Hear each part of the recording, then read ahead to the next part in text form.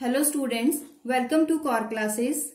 आज हम इस वीडियो में स्टार्ट करने जा रहे हैं MTE02 यूनिट नंबर 1, जिसका टाइटल है सेट्स, फंक्शंस एंड फील्ड्स। अब सबसे पहले हम सेट्स के बारे में पढ़ेंगे कि सेट क्या होता है और इसकी कितनी टाइप्स होती हैं, किस फॉर्म में हम सेट्स को डिफाइन कर सकते हैं। तो आज का जो हमारा टॉपिक है वो सेट्स पे रहने वाला है। तब इसलिए हमें सबसे पहले ये पता होना चाहिए कि एक्चुअल में सेट्स होते क्या हैं। तो इसकी डेफिनेशन क्या होगी? जो डेफिनेशन है वो है well defined collection of objects. तो क्या है कि कोई भी ऑब्जेक्ट्स हैं उनका जो एक कलेक्शन कर दिया जाए, वेल डिफाइंड कलेक्शन होना चाहिए। फॉर एग्जाम्पल, अब एग्जाम्पल जैसे कि हम बात करें मैथमेटिक्स में ही बात करें कि कलेक्शन ऑफ नेचुरल नंबर्स, जितने भी नेचुरल नंबर है अब उन सब का कलेक्शन कर दिया जाए तो वो क्या बन जाएगा? एक सेट बन जाएगा। अब इसे बोलेंगे सेट ऑफ नेचुरल नंबर्स। अब दूसरी एग्जांपल कोई और, जैसे कि collection of all positive integers which divides 24।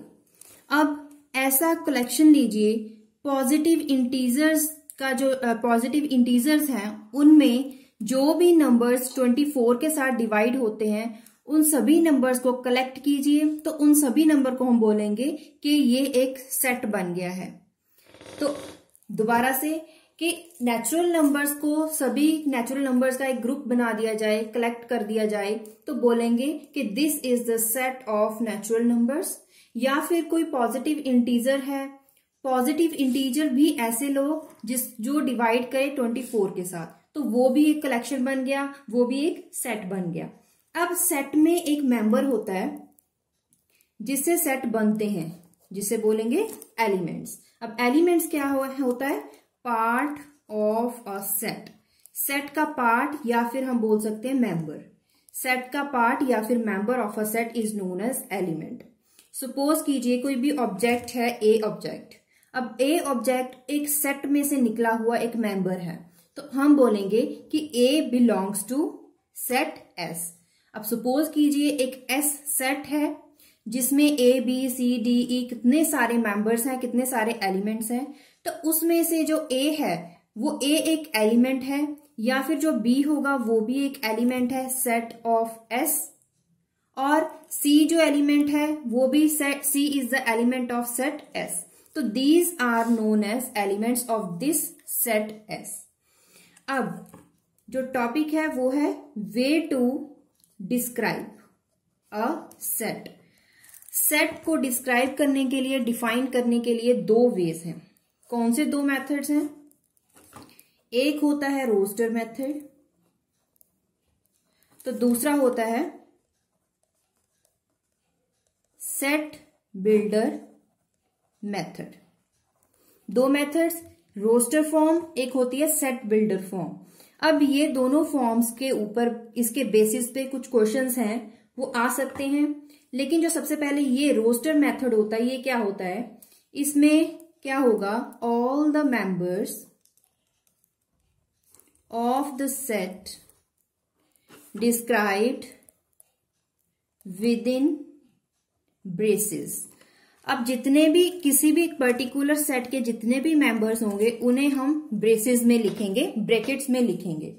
For example कैसे लिखेंगे? सपोज कीजिए हमें एक स्टेटमेंट दी गई है, positive integers which are divisors of 48। हमें एक सेट दिया गया है कि पॉजिटिव इंटीजर का एक सेट है जिसमें सभी के सभी मेंबर्स 48 के साथ डिवाइड होते हैं। तो इसकी बनाइए रोस्टर फॉर्म। रोस्टर मेथड के साथ इसे डिफाइन कीजिए। तो कैसे डिफाइन करेंगे? क्योंकि ये ब्रेसेस में होता है तो सबसे पहले लगा दी ब्रेसेस, और बीच में क्या आएगा? पॉजिटिव इंटीजर ही डालने हैं, लेकिन वो 48 के साथ डिवाइड होने चाहिए। तो एक हो गया 1 2 3 4 6 8 12 16 24 और एक हो गया 48। ये अभी सारे के सारे ऐसे एलिमेंट्स हैं, ऐसे सारे ये पॉजिटिव इंटीजर्स हैं जो 48 के साथ डिवाइड होते हैं। तो ये सारे एलिमेंट्स, तो इस क्या करेंगे, हम इसे बंद कर देंगे। तो these braces, elements enclose in these braces are known as the set is defined by roster method. एक और एग्जांपल ले लें। नेक्स्ट एग्जांपल ले लेते हैं कि इंटीजर्स हैं बिटवीन 1:1/2 एंड 4:1/4। अब इन दोनों नंबर्स के बीच में आने वाले इंटीजर्स का सेट बनाएं। तो कौन सा सेट होगा, 2, 3, 4। तो क्या करोगे, इसे ब्रेसेस में बंद कर दोगे। ये ब्रेसेस लगाना जरूरी है, जिससे पता चलता है कि जो आपको सेट दिया गया है वो रोस्टर फॉर्म में है, जो भी सेट में एलिमेंट्स है वो रोस्टर फॉर्म में लिखे हुए हैं। Next example, set of integers between 0 and 100। एक ऐसा सेट बनाइए, इंटीजर सेट, जो नंबर जिसके एलिमेंट 0 से लेकर 100 तक होने चाहिए। तो S is defined bye a set. तो स्टार्ट कहां से करना है, 0 से। 1, 2 इज इंटीजर, 3, 4, 5 कब तक लेके जाना है, 100 तक, क्योंकि हमें कंडीशन दी गई है। उसके बाद लगा दीजिए braces. So these are known as the set is defined in the form of roster method. अब उसके बाद रोस्टर मेथड के बाद आ जाता है second method is set builder method. अब सेट बिल्डर मेथड में क्या होगा, इसमें जैसे कि आपको एक कंडीशन दी गई है, set of all integers lying between, वही कंडीशन 1:1/2 एंड 4:1/4। अब इसमें आने वाले इंटीजर्स को आपको बताना है कितने हैं, और इसे लिखना है सेट बिल्डर फॉर्म में। तो सेट बिल्डर फॉर्म एक्चुअली एक स्टेटमेंट की तरह होती है, जिसे हम लिखते हैं ब्रेसेस में। क्या लिखेंगे, सपोज कर लीजिए कोई भी element x, y, z, a, b, c। Generally हम क्या करते हैं, x। सबसे पहले लिखोगे x, जिसे हम डिफाइन करते हैं। x को हम डिफाइन करेंगे सेट बिल्डर फॉर्म में, सच दैट, अब ये कंडीशन बताएगी कि x को डिफाइन कैसे करना है। कैसे करना है, सच दैट जो x है इज एन इंटीजर। पहली कंडीशन, x एक इंटीजर है, और दूसरा एंड जो x है वो लाई करता है बिटवीन गिवन कंडीशन 1:1/2, 4:1/4। तो जो सेट ऑफ इंटीजर है इन दोनों नंबर्स में लाई करता है, तो उसका सेट बिल्डर फॉर्म क्या हो जाएगा, x एक एलिमेंट है जो कि इंटीजर है, x is N integer and lying between these two numbers. Next question, a property P which all elements of the set possesses, which no other object possesses। एक elements हैं, एक set के elements जिसकी property P है, बाकी किसी भी और ऑब्जेक्ट की वो प्रॉपर्टी P नहीं है, कोई ऐसी प्रॉपर्टी पोजेस नहीं कर रहा है। तो हमें उसे कैसे डिफाइन करना है, x सच दैट जो x है उसकी प्रॉपर्टी क्या है, x हैज प्रॉपर्टी P। तो यहां पे क्या दिखाया गया है कि x सेट बिल्डर फॉर्म में जो एक x एलिमेंट है जिसका जो प्रॉपर्टी है वो P है, क्योंकि हमें कंडीशन दिया गया है कि जो एक प्रॉपर्टी है एलिमेंट की, एक सेट में एक पर्टिकुलर एलिमेंट्स हैं जिसकी प्रॉपर्टी क्या है, P है, और वो ऐसी प्रॉपर्टी किसी और ऑब्जेक्ट के पास नहीं है। अब कुछ न्यूमेरिकल्स कर लें इसके अलावा, जिसमें दोनों ही मेथड्स, रोस्टर मेथड भी आएगा और सेट बिल्डर मेथड भी आएगा। तो फर्स्ट क्वेश्चन है, क्वेश्चन किस फॉर्म में आएगा, write the set of n, capital N। अब कैपिटल N क्या है, natural numbers, by set builder method and roster method. अब कंडीशन क्या है, n इज इक्वल्स टू, यहां पे कि n है, n is a natural number. अभी हमें क्या दिया गया है कि एक सेट है, किसका, नेचुरल नंबर्स का सेट है। अब इसी सेट को आपको दोनों मेथड के साथ लिखना है। तो सबसे पहले मैं लिख रही हूं सेट बिल्डर मेथड के साथ। तो यहां पे मैं सेट बिल्डर मेथड की को यूज करके लिखूंगी। तो उसमें क्या होता है, स्टेटमेंट। तो स्टेटमेंट कैसे, n is equals to, n क्या है, सेट है नेचुरल नंबर्स का, उसमें एक एलिमेंट है x, और वो एलिमेंट सच दैट, अब इसे डिफाइन कीजिए, जो x है वो भी क्या है, एक नेचुरल नंबर है। कैसे डिफाइन करा, n is a set in which x is an element such that x is a natural number। तो हमने सेट बिल्डर मेथड के साथ करा, अब हम करेंगे रोस्टर मेथड के साथ। लेकिन वहां पे भी हमें क्या करना है, वहां पे हमें स्टेटमेंट ना देकर नंबर्स देने हैं। नंबर्स कहां से स्टार्ट होंगे, natural number 1 2 3 4 up to so on. क्या हो गया यहाँ पे, up to so on. So this is the roster method. अब अगला question, write following sets by roster method. अब कंडीशन हमें दी गई है, A is a set such that x is an element such that x is an integer। x एक ऐसा integer है जो लाई कर रहा है बिटवीन टू नंबर्स, कौन से, 10 एंड 15। अब ये हमें जो कंडीशन दी गई है वो क्या है, अब इस कंडीशन को क्या बोलते हैं, इस स्टेटमेंट को बोलेंगे set is defined in the form of set builder method. Set builder form है, लेकिन हमें कौन सी पूछी गई है कि इसे कन्वर्ट कीजिए रोस्टर मेथड के साथ। अब यहाँ पे हमें इस स्टेटमेंट को समझना होगा। स्टेटमेंट में क्या है, एक तो हमें ये पता चल गया कि जो x एलिमेंट है वो एक इंटीजर होना चाहिए। दूसरा, जो x इंटीजर है वो किस किस के बीच में अलाई करता है, 10 and 15। x is greater then 10 and less than 15। यहाँ पे इक्वल टू साइन नहीं है, तो इसका मतलब क्या है, हमें यहाँ पे 10 से बड़े नंबर लेने हैं और 15 से छोटे नंबर लेने हैं। तो 10 लिख के, 10 हमें यहाँ पे नहीं लिखना है क्योंकि यहाँ पे है x इज ग्रेटर देन 10। तो यहाँ पे हम कौन कौन से नंबर लेंगे, a is a set such that, यहाँ पे क्या है, नंबर 11 12 13 14। अभी 15 नहीं लिखेंगे क्योंकि x is less than 15, not equal to 15। तो यहाँ पे हमें ये सेट यहीं पे खत्म कर देना है।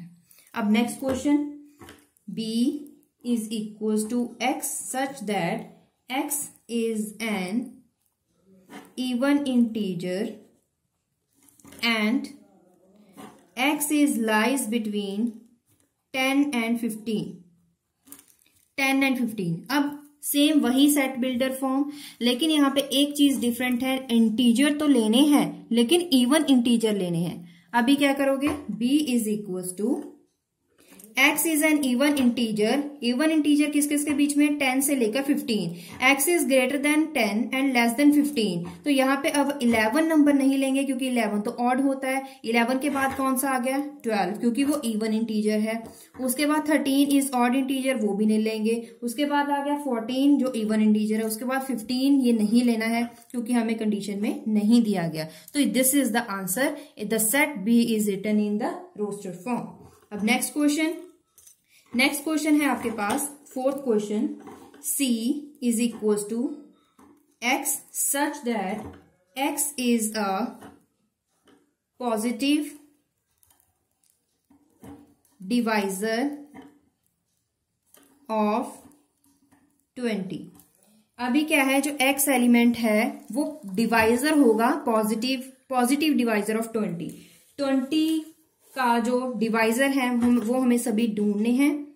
कौन कौन से होंगे, एक तो होगा 1, 2 भी पॉजिटिव इंटीजर है, पॉजिटिव डिवाइजर है 20 का। 3 नहीं है, 4 है, 5 भी है, 6 नहीं है, 7 नहीं है, 8 नहीं है, 10 है। 10 के बाद सीधा 20 तक डिवाइजर किसके हैं, 1 2 4 5 10 and 20। So this is the answer. Next question, D is a set such that P by Q such that P and Q integers, P और Q दोनों ही integers हैं, और उसके साथ साथ एक कंडीशन है P is greater than equal to 1 and less than Q।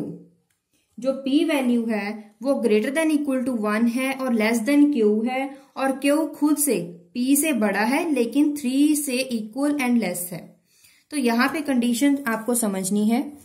एक ऐसा सेट है जिसमें दो इंटीजर्स हैं। अभी तक आपको सिर्फ एक इंटीजर बताया गया था जिसे डिफाइन करना था, लेकिन इस बार अभी दो इंटीजर्स आ गए हैं P एंड Q, और P एंड Q किस फॉर्म में लिखना है? P by Q। तो किस फॉर्म में लिखना है? P बाय Q की फॉर्म में इस तरह से लिखना है कि जो P है it is greater than equal to 1 and less than Q, और Q का क्या कंडीशन है? Q is greater than P and less than equal to 3। अभी यहाँ पे हमें क्या करना है? सबसे पहले स्टार्ट करेंगे, यहाँ पे D सेट है, डिफाइन कैसे करेंगे? P कहाँ से स्टार्ट करना है? Greater than equal to 1, equal to है इसका मतलब 1 भी लिखेंगे, P ऊपर लिखना है 1 बाय Q। Q कहाँ से स्टार्ट करोगे? P से बड़ा है लेकिन 3 से छोटा है, 3 भी है और 3 से छोटा भी है, तो सबसे पहले क्या लिखेंगे? 2। अब अगला नंबर P का क्या होगा? Is greater than equal to 1 and less than Q। अभी लेस देन Q है तो 1 by less than equal to 3, 1 by 3। उसके बाद जो P है it is greater than 1। Greater than 1 क्या हो सकता है? 2। 3 नहीं लेंगे क्योंकि वो Q से छोटा होना चाहिए number. Q is equal to 3 but P is not equal to 3, P is less than 3, तो हम सिर्फ 2 तक लिखेंगे और नीचे क्या आ जाएगा? नंबर 3, क्योंकि Q कहां तक जा रहा है? 3 तक जा रहा है, तो आंसर क्या हो जाएगा? 1 बाय 2, 1 बाय 3 एंड 2 बाय 3। अब नेक्स्ट क्वेश्चन, जैसे हमने करा रोस्टर फॉर्म में, अब वैसे ही हमारा अगला क्वेश्चन क्या है? अब उल्टा हो गया है, right following in the set builder method. ठीक है, अभी यहां पे हमें कंडीशन क्या दी गई है? P एक सेट है, 7, 8, 9 उसमें एलिमेंट्स हैं। Q एक सेट है, 1, 2, 3, 5, 7, 11 उसमें क्या है? सेट्स हैं। ऐसा ही एक R सेट है, 3, 6, 9 एंड सो ऑन उसमें एलिमेंट्स हैं। अब इसका सोल्यूशन क्या है? हमें अब ये फॉर्म कौन सी फॉर्म है? Roster form. अब इसे किसमें हमें कन्वर्ट करना है? सेट बिल्डर मेथड में हमें कन्वर्ट करना है। तो हम कन्वर्ट कैसे करेंगे? सबसे पहले हम P डिफाइन करेंगे, फिर Q डिफाइन करेंगे, फिर R डिफाइन करेंगे। तो P कैसे डिफाइन करेंगे? P एक एलिमेंट है, P इज अ सेट जिसमें कोई भी एलिमेंट, हम सपोज कीजिए X ले रहे हैं, X is element such that X। अब X क्या क्या है? एक तो X जो है वो इंटीजर है, और दूसरा जो यहाँ पे आप सेट देख रहे हो वो 7 से लेकर 9 तक है। अब इसको लिखने के दो तरीके हैं। सबसे पहले लिखिए X इज एन इंटीजर। अभी जो X है किस किस के बीच में लाई करता है वो हमें लिखना है। किस किस के बीच में लाई करता है? हम दो तरीके लिख सकते हैं। एक तो लिख सकते हैं कि X is greater then 6 and less then 10। दूसरा सारा मेथड सेम, लेकिन यहां पे क्या लिख सकते हैं? X is greater than equal to 7 and less than equal to 9। अब दो तरीके हैं, दोनों ही तरीके सही हैं। अब इसे सॉल्व करके देखें, जो X है वो हमें 6 से बड़ा लेना है, 7, 8 और 9 तक लेना है, 10 नहीं लेना है क्योंकि यहाँ पे इक्वल टू नहीं है। और दूसरा है कि X जो है वो 7 भी है, 8 भी है और यहाँ पे 9 इक्वल टू है तो 9 भी है, less than 9 and equal to 9। अब उसके बाद अगला क्वेश्चन है सेकंड। उसमें एक कंडीशन दी गई है हमें, वो क्या है? Q, P हमने अभी डिफाइन कर लिया है, Q हमें अभी डिफाइन करना है। Q क्या है? X इज एन एलिमेंट, कोई भी X एलिमेंट ले लीजिए। यहाँ पे आपको क्या दिख रहा है? यहाँ पे कोई आपको ऐसा दिख रहा है कि इसमें कोई रिलेशन है, कोई डिवाइजर है या कोई इवन नंबर है। इसमें इवन भी है, इसमें ऑड नंबर भी है, इसमें कोई ऐसे डिवाइजर भी नहीं है। लेकिन अगर आप देखें तो ये सारे के सारे प्राइम नंबर हैं। तो हम जो इसे ये आपको रोस्टर मेथड दिया गया है, इसे सेट बिल्डर मेथड में डिफाइन करने के लिए हम प्राइम नंबर का डेफिनेशन दे सकते हैं। तो कैसे डेफिनेशन दोगे? x is an element such that x is a prime number, लेकिन प्राइम नंबर किस किस के बीच में लाई करेगा? Is less then 12। ओके, अब लेस देन 12 कौन सा हो गया? 1 भी हो गया, 2, 3, 5, 7, 11। अब सारे के सारे लेस देन 12 मतलब ये सारे के सारे प्राइम नंबर। तो उसके बाद आर सेट, ऐसे ही हमें आर सेट में देखिए कोई आपको रिलेशन दिख रहा है, रिलेशन है 3। रिलेशन ये 3 मल्टीपल है, 3 to the 6, 3 3 the 9, मतलब कि सारे जो सेट हैं वो मल्टीपल ऑफ 3 हैं। तो वैसे ही लिखेंगे x such that x is a multiple of 3। This is the answer. अब ये हो गया सेट बिल्डर मेथड और रोस्टर फॉर्म, दोनों ही हमने करी। अब एक नई डेफिनेशन पे आते हैं, वो है सबसेट। एज नेम इंडिकेट, सब मतलब छोटा पार्ट, किसका? सेट का छोटा पार्ट, सेट में से निकला हुआ एक पार्ट। अब इसे मैं डिफाइन नहीं करूंगी, आपको पेपर में डेफिनेशन नहीं आएगी, मैं सिर्फ और सिर्फ डायरेक्ट एग्जांपल के साथ समझाऊंगी। अब सपोज कीजिए एक आपके पास सेट है A जिसमें एलिमेंट्स है 1, 3, 4। अब उसके बाद एक B सेट है जिसमें एलिमेंट है 1 और 4। अभी जो यहाँ पे आपको ये दिख रहा है B सेट के जितने भी एलिमेंट हैं वो A सेट में हैं। तो A सेट बड़ा है, B सेट छोटा है। हम ये बोल सकते हैं कि जो B सेट है वो A सेट में से ही निकला हुआ सेट है। क्यों? क्योंकि जितने एलिमेंट्स इसमें, जो एलिमेंट्स A में हैं वो सेट B में भी एलिमेंट्स प्रेजेंट है। जरूरी नहीं है कि सारे के सारे हों, लेकिन कुछ एलिमेंट्स B में जितने सारे के सारे एलिमेंट्स हैं वो सारे के सारे एलिमेंट्स A सेट में प्रेजेंट हैं। So it is known as B is the subset of A। क्या बोलेंगे? B is the subset of A। अब इसे कैसे लिखेंगे? हम इसे डिफाइन कैसे करते हैं, डिनोट कैसे करते हैं? सबसेट का ये साइन होता है, सबसेट का ये वाला साइन ऐसे लगा के फिर नीचे एक line. B is a subset of A। जो बड़ा सेट होता है उसे हम बाद में लिखते हैं और जो छोटा सेट होता है उसे हम लेफ्ट साइड में लिखते हैं। तो हम पढ़ते कैसे हैं इसे? B is a subset of A। Okay, अगर P सेट बड़ा है और Q सेट छोटा है तो इसका सबसेट है, तो लिखेंगे Q is a subset of P। Okay, अब एक कंडीशन और बात याद रखें, अगर A कोई सेट है, A is any set, then every element of set A is an element of set A। क्या होगा कि जो सेट, सपोज कीजिए A कोई सेट है, A सेट का हर एक एलिमेंट अपने ही एलिमेंट्स का सबसेट होगा। मतलब A में से निकला हुआ A सेट हो सकता है। तो कैसे इसे लिख सकते हैं? A is a subset of itself, B is a subset of itself. जैसे हम आइडेंटिटी रूल बनाते हैं सेम वैसे ही। अब अगर आपको आपके सामने एक ऐसा क्वेश्चन हो 1, 3, 5 एंड 15, एक आपके पास सेट है Q, ऐसा ही आपके पास एक सेट है 2, 3, 5, 7, एक S सेट है। आपको क्वेश्चन पूछा गया है कि is Q is a subset of S। इसका मतलब क्या है कि सबसेट कौन सा हुआ? Q। तो हमें यही पता करना है कि Q में जितने भी एलिमेंट्स हैं क्या वो S सेट में प्रेजेंट है या नहीं।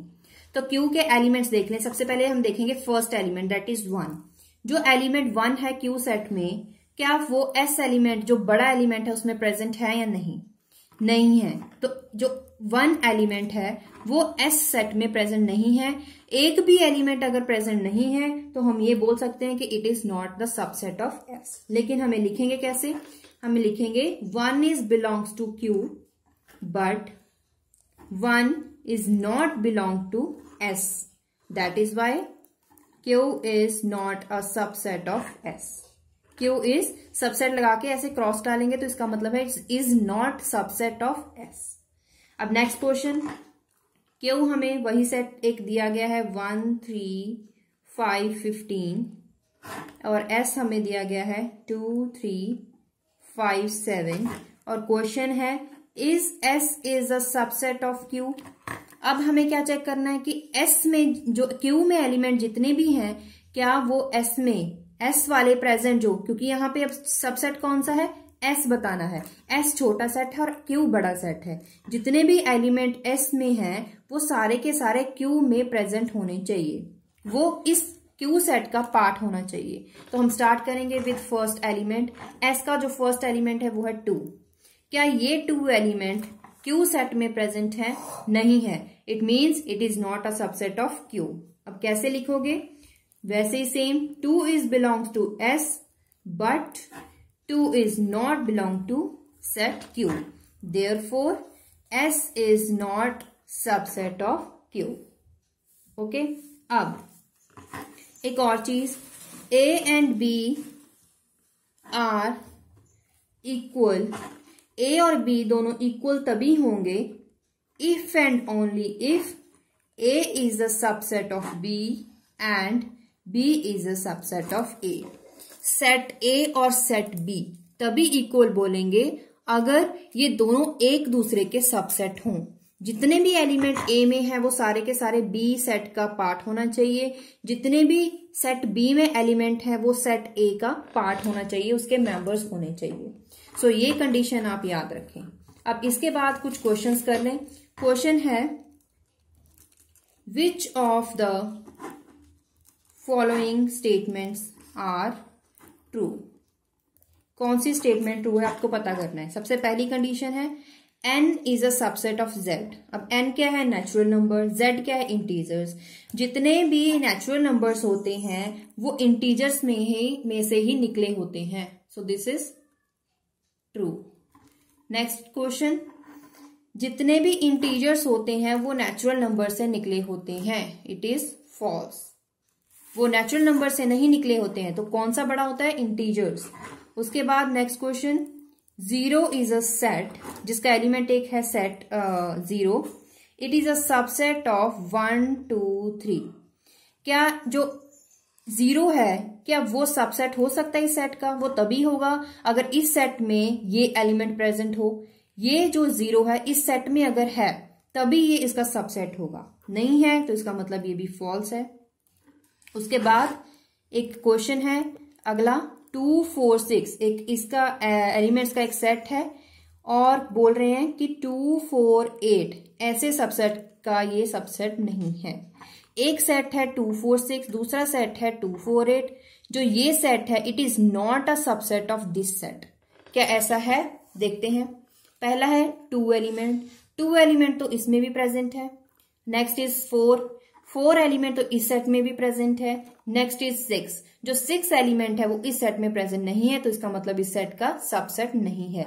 So this statement is true, क्योंकि पहले ही लिखा हुआ है कि ये सेट सबसेट नहीं है, तो इसका मतलब ये स्टेटमेंट ट्रू है।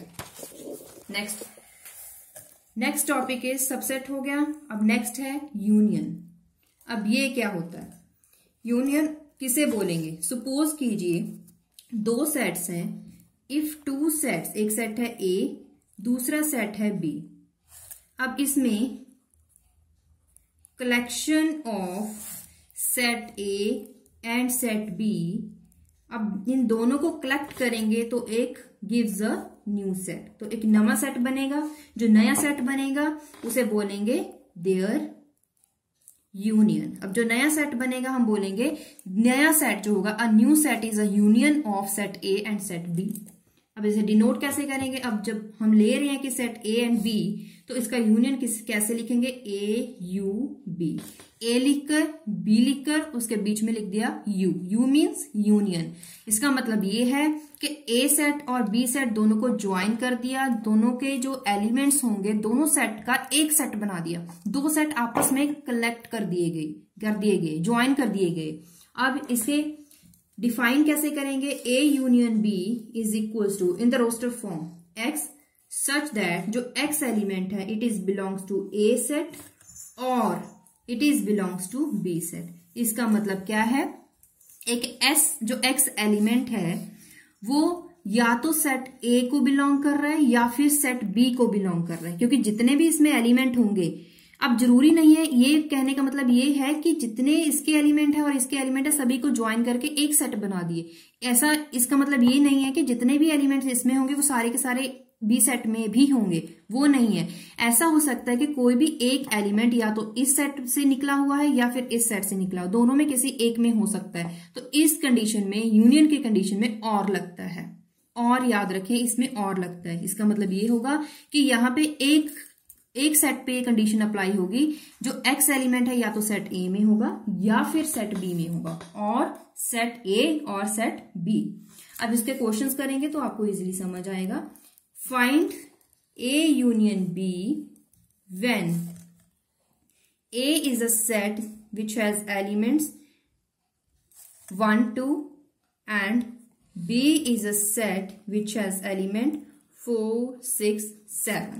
अब आपको कुछ नहीं करना है, सोल्यूशन में पहले लिखेंगे A given A and B, उसके बाद इन दोनों का यूनियन करना है। यूनियन क्या होगा?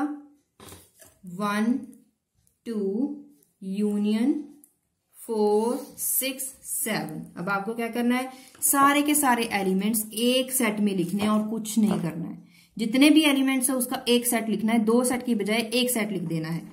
स्टार्ट कीजिए 1, 2, 4, 6, 7। This is the union.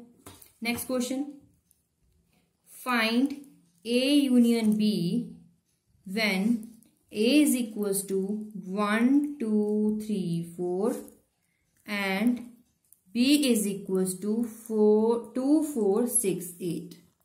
अब यहां पे देखिए दोनों को ज्वाइन करना है, मैं डायरेक्ट आंसर लिख रही हूं। सबसे पहले 1 लिखा, 2 सारे के सारे ए एलिमेंट्स लिख दीजिए, उसके बाद सारे के सारे बी लिखेंगे। लेकिन आप एक बात ध्यान रखें, जो यहाँ पे 2 लिखना है, बी सेट का पहला एलिमेंट 2 है, लेकिन 2 तो हम पहले ही ए एलिमेंट का ले चुके हैं। अब इसे रिपीट नहीं करना है, कोई भी एलिमेंट रिपीट नहीं होगा, लेकिन कोई सारे के सारे एक बार लिखने हैं, लेकिन रिपीट कोई नहीं करना, रेपिटेशन नहीं होनी चाहिए। तो यहाँ पे हम 2 नहीं लिखेंगे। इसका मतलब ये होगा कि जो 2 एलिमेंट है वो ए में भी हो सकता है, बी में भी हो सकता है, और 4 हम लिख चुके हैं, उसके बाद 6, उसके बाद 8। सो this is A union D. अब इसके बाद हम कर रहे हैं नेक्स्ट क्वेश्चन। अब नेक्स्ट क्वेश्चन क्या है, show that if A is a subset of C and B is also a subset of C, then दोनों का जो यूनियन होगा वो भी C सेट का सबसेट होगा। A is a subset of C, B is a subset of C and A union B is subset of C। ये हमें प्रूव करना है। इसका मतलब ये होगा जितने भी एलिमेंट C में है वो A में भी होंगे, जितने एलिमेंट C में है उसमें से कुछ एलिमेंट B में भी होंगे। अब इन दोनों का ज्वाइन कर देंगे तो वो एलिमेंट B जो इन दोनों का यूनियन करने के बाद जो आंसर आएगा वो सेट के जो एलिमेंट होंगे वो भी इस C सेट का सबसेट होंगे। तो इसके लिए हमें क्या करना पड़ेगा, सोल्यूशन में क्या करेंगे, लेट कोई X एलिमेंट है जो A यूनियन B को बिलोंग करता है। उसके बाद इसका मतलब क्या हुआ, अब इसे खोल दें, X बिलोंग्स टू A और X बिलोंग्स टू B। अब एक और केस है जिसमें जो X एलिमेंट है वो बिलोंग करेगा C के साथ। तो क्या करो आप, अभी इसका यूनियन कर दो। यूनियन क्या करोगे, जब यूनियन करोगे तो आपके पास सीधा आंसर आएगा कि इन दोनों का जो यूनियन होगा वो इसका सबसेट होगा ही होगा। मतलब अगर X एलिमेंट A में है, X एलिमेंट B में भी है, तो X एलिमेंट तो C में भी है। तो इसका मतलब ये है कि अगर ये बड़ा सेट है A और B के कंपैरेटिव, तो इसका मतलब इन दोनों का यूनियन जो है वो भी इस बड़े सेट का सबसेट होगा। Third question, let A is equals to set X such that X is a natural number and factor of 18। अब x एक ऐसा सेट है, नेचुरल नंबर होना चाहिए और उसके साथ साथ 18 जो है उसका फैक्टर होना चाहिए। तो हमें क्या लेना है, नेचुरल नंबर। कहां से स्टार्ट करोगे, 1 is a factor of 18, 2 is a factor of 18, 3 is a factor of 18, 4 is not a factor of 18, 5 is not a factor of 18, 6 is a factor of 18, 9, 7, 8, उसके बाद आ गया 9 is a factor of 18, उसके बाद आ जाएगा 18 is a factor of 18। अब इसके बाद next question, let B x such that x is a natural number and less than 6। अब ऐसा सेट फाइंड करें। सबसे पहले वो क्या होगा, लेस देन 6 होना चाहिए नेचुरल नंबर, लेकिन 6 से कम। तो क्या होगा, नेचुरल नंबर कहां से स्टार्ट होंगे, 1 1 2 3 4 5। लेस देन 6 मतलब 6 नहीं लिखना है। लेकिन हमें क्वेश्चन क्या था, फाइंड ए यूनियन बी, ये एक्चुअल में क्वेश्चन है। तो सबसे पहले हमें क्या करना है, अगर तो ये डायरेक्ट क्वेश्चन रोस्टर फॉर्म में आता है तो सीधा सीधा आप यूनियन निकाल सकते हैं।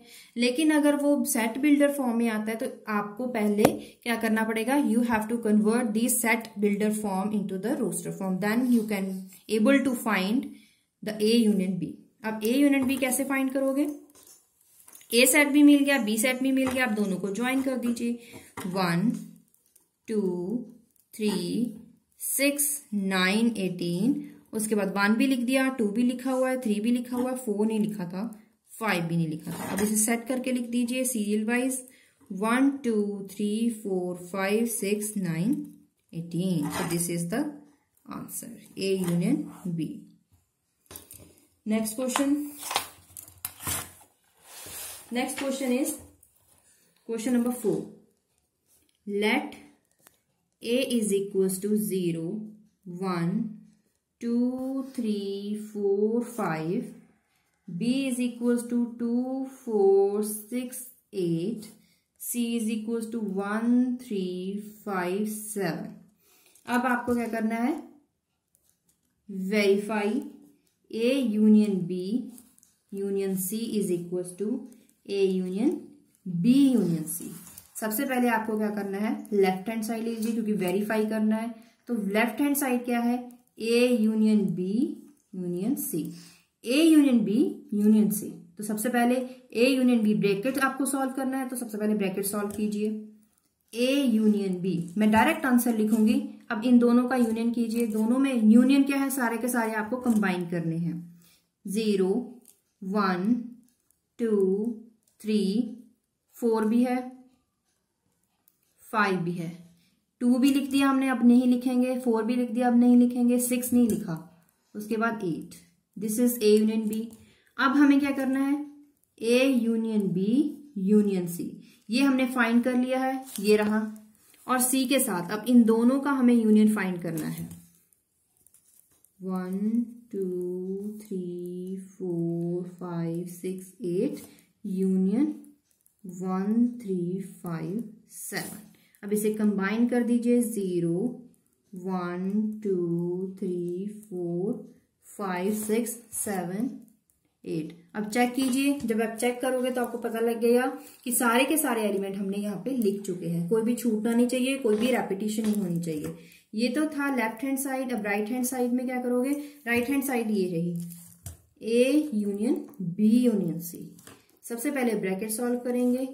B हमें दिया गया है 2 4 6 8 यूनियन 1 3 5 7। यूनियन कैसे फाइंड करोगे, सारे के सारे कंबाइन कर दीजिए, 1 2 3 4 5 6 7 8। अब आपको फाइंड करना है A union B union C। A क्या था, 0 1 2 3 4 5। यूनियन B यूनियन C हमने ये फाइंड करा है, 1 2 3 4 5 6 7 8। 0 से स्टार्ट करें, पहले एक सेट लिखोगे, फिर दूसरे सेट के एलिमेंट, कोई भी रेपिटेशन नहीं होनी चाहिए। अब हमने दोनों साइड्स फाइंड कर ली। अब हमें क्या करना था, दोनों को इक्वल वेरीफाई करना था, दोनों इक्वल हैं या नहीं। अब ये एक रिजल्ट ये रहा, एक रिजल्ट ये रहा, दोनों एलिमेंट्स इक्वल हैं, hence left hand side is equal to right hand side, hence verified. Question number 5, let x is equals to 1 2 3 4, y is equals to 2 3 5, z is equals to 4 5 6। अब आपको question है verify x union y, y union x, ये prove करना, verify करना है। तो इसके लिए आपको क्या करना पड़ेगा, left hand side x union y कैसे फाइंड करोगे, 1 2 3 4 यूनियन 2 3 5, सारे के सारे एलिमेंट लिख दीजिए, 1 2 3 4 5। अब राइट हैंड साइड क्या थी, y union x, y element union x के नीचे लिख दीजिए x एलिमेंट। अब इसे कंबाइन कर दीजिए, दोनों ही इक्वल आ गए।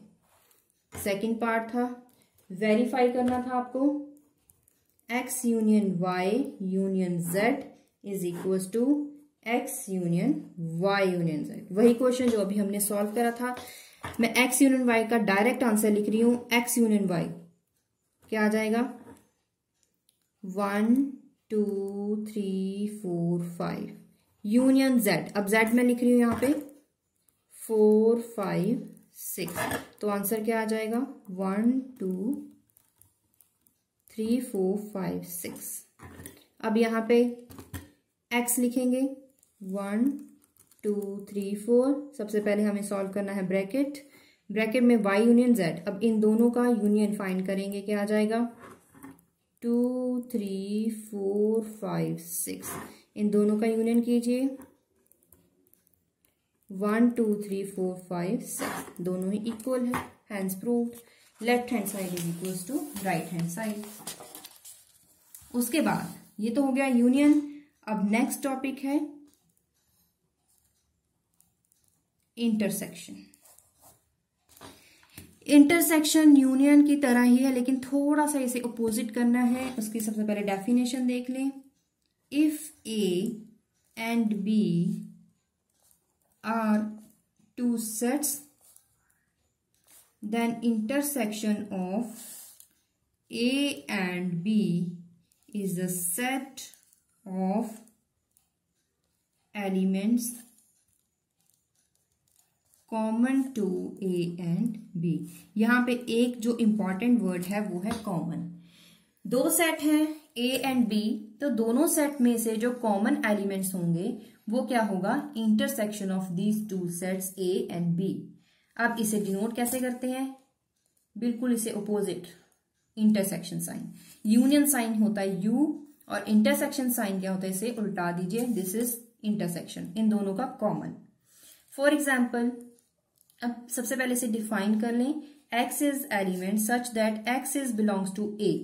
यूनियन में क्या था, X is belongs to A और X is belongs to B, मतलब कुछ एलिमेंट्स जो A में है, जो X है वो A में भी हो सकता है, वो B के साथ भी बिलोंग कर सकता है। और था यहाँ पे क्या है, नेसेसरी एंड सफिशिएंट कंडीशन ये है कि जो X एलिमेंट है अगर वो A के साथ बिलोंग करता है तो एंड वो X एलिमेंट B सेट के साथ भी बिलोंग करेगा।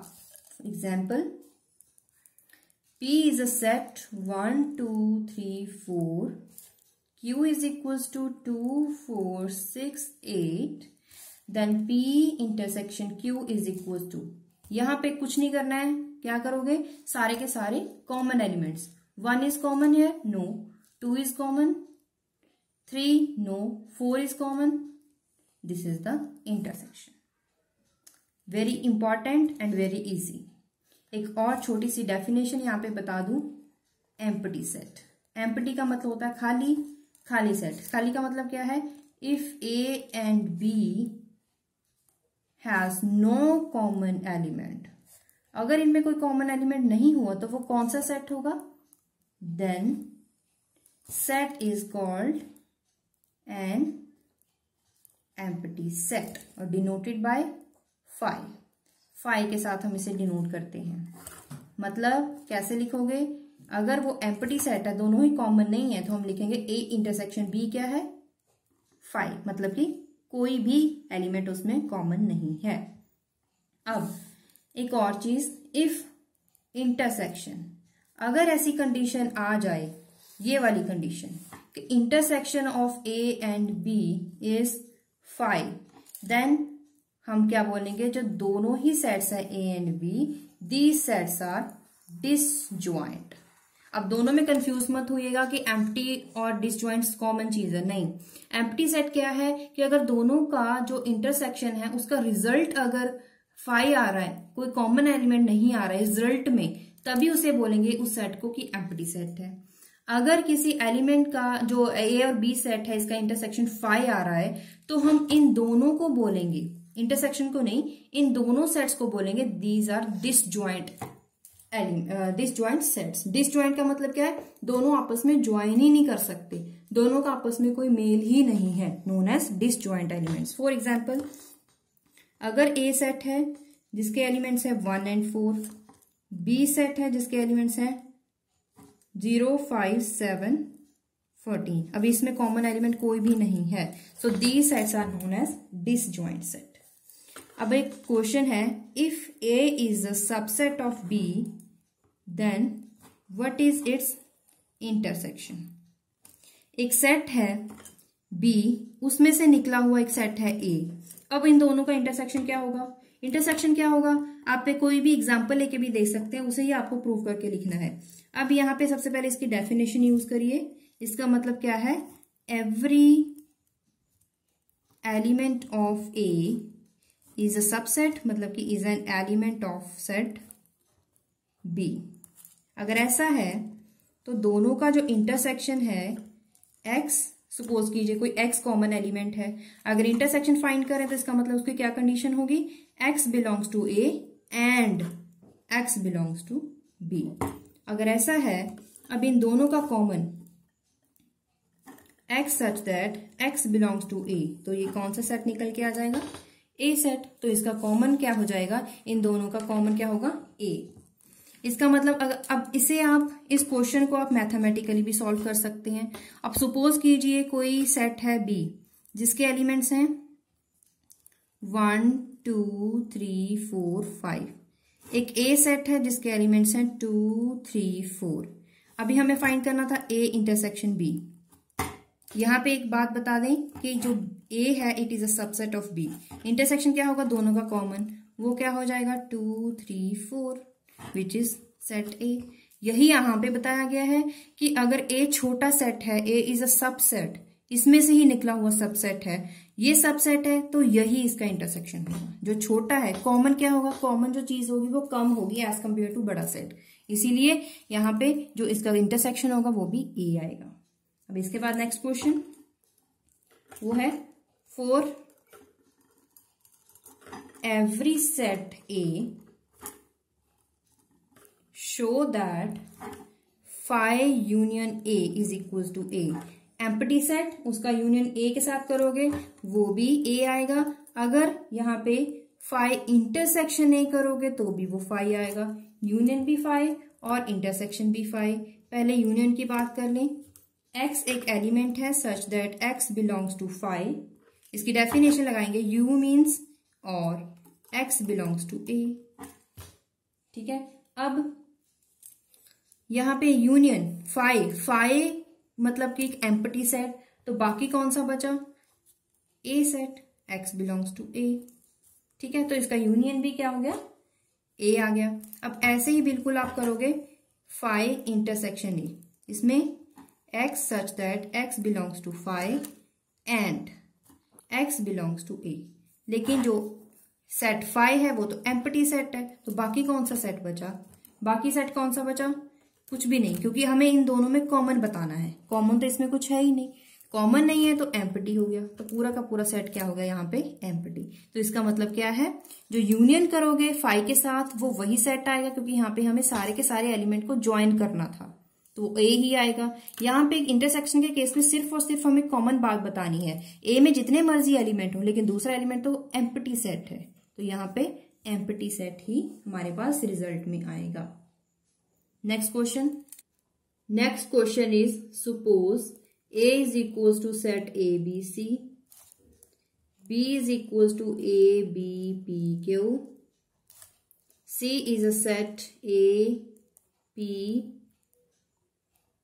R, S। ये हमें 3 सेट दिए गए हैं। सबसे पहले हमें पता करना है A intersection A union B। A union B कैसे पता करेंगे? ए सेट लिखिए,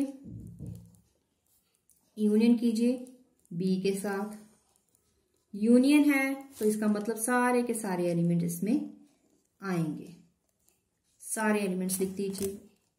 अगला क्वेश्चन पूछा गया है, आपको पता करना है बी इंटरसेक्शन सी, तो उसके लिए बी लिखिए, A B P Q intersection A P R S. Intersection का मतलब है कॉमन, ए कॉमन है, बी नहीं है, पी कॉमन है, पी क्यू नहीं है, आर एस कोई भी नहीं, ए और पी आंसर आ गया। उसके बाद लिखिए अगला, नेक्स्ट क्वेश्चन है A union B intersection C. A union B, A union B कीजिए, सारे के सारे एलिमेंट आएंगे, A B C P Q. A union B intersection C. अब इसका इंटरसेक्शन करोगे सी सेट के साथ,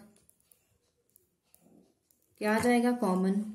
कॉमन कौन कौन से हैं? ए है, बी नहीं है, सी नहीं है, पी है, बस। उसके बाद अगला question, A intersection C union B intersection C. अभी यहां पे सबसे पहले ए इंटरसेक्शन सी फाइंड करें। ए इंटरसेक्शन सी, दोनों का कॉमन यहां पे देखिए ऊपर क्वेश्चन में, दोनों का कॉमन ए, उसके बाद देखिए और कोई एलिमेंट नहीं है, सिर्फ ए एलिमेंट। अब B intersection C, B intersection C हमने पहले ही क्वेश्चन में निकाल के रखा है।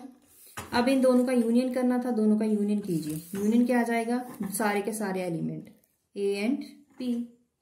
Next question, question number 5, let A is equals to 0 1 2 3 4 5, B is equals to 2 4 6 8, C is equals to 1 3 5 7.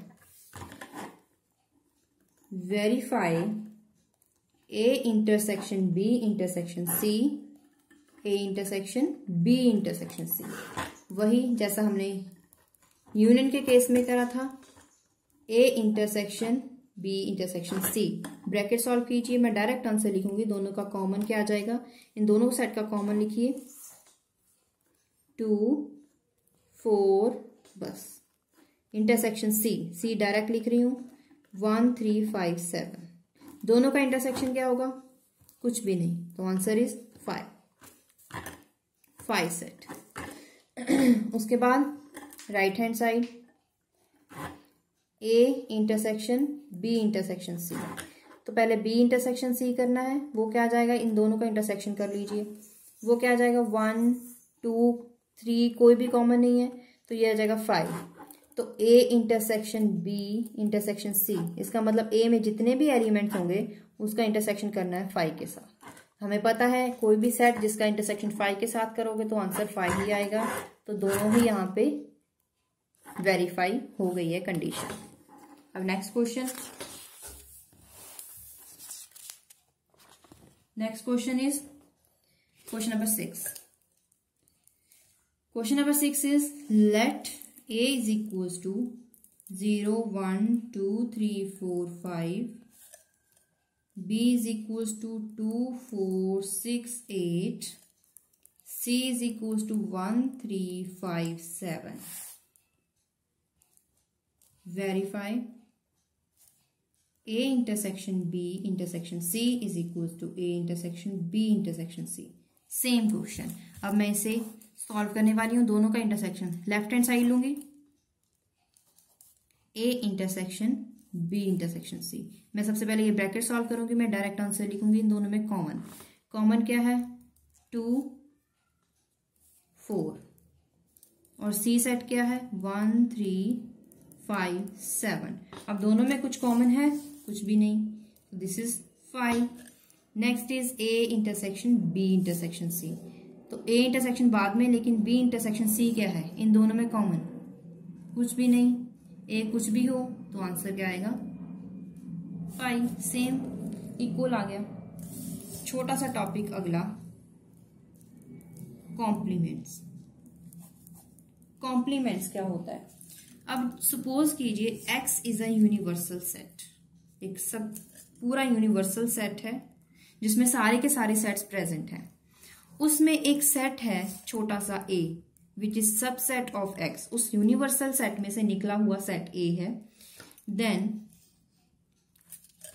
Set of all elements of X which are not in set A called complement of A।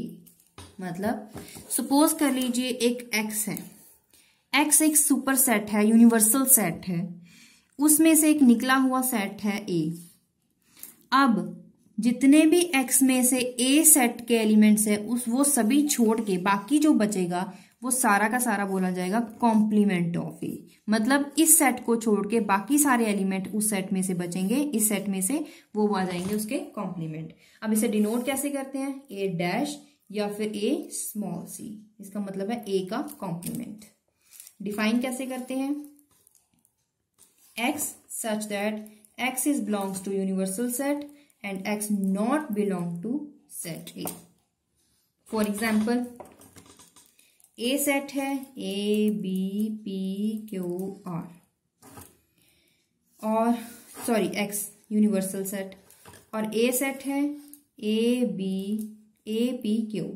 अब इसका हमें क्या करना है, A का complement set कैसे निकालोगे, जितने एलिमेंट A हैं वो सारे के सारे इसमें से छोड़ के बाकी लिख दीजिए, मतलब कि माइनस कर दीजिए।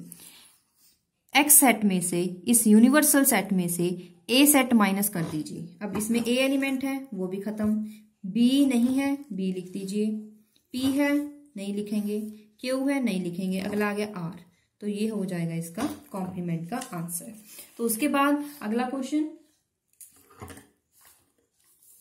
फर्स्ट क्वेश्चन इस कॉम्प्लीमेंट का फर्स्ट क्वेश्चन है, why following statements are true. अब इसका रीजन देना है। First is A and its complement, these are disjoint, that is A intersection A complement is 5। अब इसका मतलब क्या है, ए और इसका कॉम्प्लीमेंट, ए एलिमेंट और ए का कॉम्प्लीमेंट क्या होगा, ये दोनों एक दूसरे के अपोजिट है, दोनों आपस में कोई इसका एलिमेंट मैच नहीं करता, इसीलिए डिसजॉइंट कहलाएंगे। इसका मतलब क्या है, इन दोनों का इंटरसेक्शन, इन दोनों के में कोई भी कॉमन एलिमेंट नहीं है, वही हमें लिख के बताना है। हम क्या लिखेंगे, सिंस कोई एक्स एलिमेंट है जो ए सेट को बिलोंग करेगा, वो तभी करेगा if and only if x not belong to a का कॉम्प्लीमेंट। अगर x a सेट को बिलोंग करता है तो इसका मतलब उसके कॉम्प्लीमेंट के साथ बिल्कुल भी ज्वाइन नहीं करेगा, उसे उसका सेट का एलिमेंट नहीं हो सकता। Therefore a and its complements are disjoint, क्योंकि इसीलिए आपको डिसजॉइंट का पता होना चाहिए, डिसजॉइंट सेट होते क्या हैं। नेक्स्ट हमें यह पता करना है कि a कॉम्प्लीमेंट का अगर दोबारा से कॉम्प्लीमेंट कर देंगे तो वो a सेट ही आ जाएगा। कैसे, सपोज कीजिए x जो बिलोंग करेगा ए कॉम्प्लीमेंट ऑफ कॉम्प्लीमेंट के साथ, इसका मतलब क्या है, x not belongs to its complement. ठीक है, इसका मतलब ये हुआ अगर x बिलोंग करता है a, इसका मतलब क्या होगा, जो इसका कॉम्प्लीमेंट होगा it is a subset of a। क्यों, क्योंकि जो एलिमेंट होता है वो खुद का सबसेट होता है। अब हम क्या बोलेंगे, if x belongs to a, इसका मतलब क्या है, x not belongs to its complement. Not belong to complement इसका मतलब है x belongs to complement of complement, ताकि वो खुद से ही अपना एलिमेंट बन जाए, खुद से ही वो उसका सबसेट बन जाए।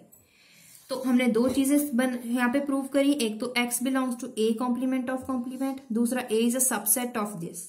अगर ऐसा है तो इसका मतलब क्या है, ये दोनों यहाँ पे क्या हो जाएंगे, A complement of complement belongs to set A. इसके बाद अगला क्वेश्चन वो है A union A complement is equal to X where X is universal set. X is universal set. अब इसके लिए सपोज कीजिए एक्स बिलोंग्स टू एक्स, इसका मतलब उस एलिमेंट जिसमें से वो निकला हुआ उसके भी बिलोंग करेगा, क्योंकि यूनियन पूछा है तो हम यहाँ पे डेफिनेशन के लिए और लगाएंगे X belongs to A complement. यहां से इसकी डेफिनेशन बनाई एक्स बिलोंग्स टू ए और एक्स बिलोंग्स टू इसका कॉम्प्लीमेंट।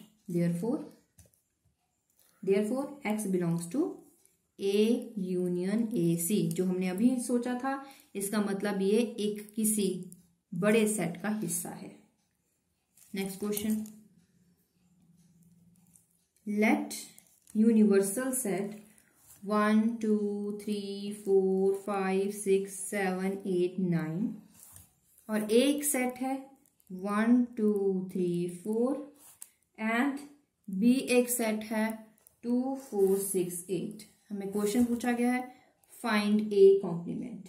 ए कॉम्प्लीमेंट क्या होता है? यूनिवर्सल में से जिसका कॉम्प्लीमेंट पता करना होता है उसी का सेट माइनस कर दो। अब मैं इसमें से ये पूरा सेट माइनस कर दूंगी, ये एलिमेंट नहीं लिखने हैं, बाकी इसके सारे लिखने हैं। 1 2 3 4 नहीं लिखना है, बाकी का क्या बचा 5 6 7 8 9। अगर हमें पूछा जाए बी कॉम्प्लीमेंट करें तो बी क्या होगा u माइनस बी। अब इसमें से ये सारे एलिमेंट छोड़ दीजिए 2 4 6 8, इसे छोड़ के बाकी सारे लिख देने हैं। ठीक है, अब अगला question, let a is equals to 3 5 7, b is equals to 2 3 4 6, c is equals to 2 3 4 5 6 7 8, then you have to verify a intersection b complement is equals to a complement union b complement। Left hand side a intersection b पहले find करें, वो क्या होगा इन दोनों का intersection. इन दोनों में common क्या है? इन दोनों में कॉमन है सिर्फ और सिर्फ एक एलिमेंट, वो है 3। अब आपको क्या करना है, इसका कॉम्प्लीमेंट। कॉम्प्लीमेंट क्या होगा? यूनियन में से वही चीज माइनस कर दें। यूनियन में से सिर्फ 3 माइनस करना है, बाकी सारा सेम।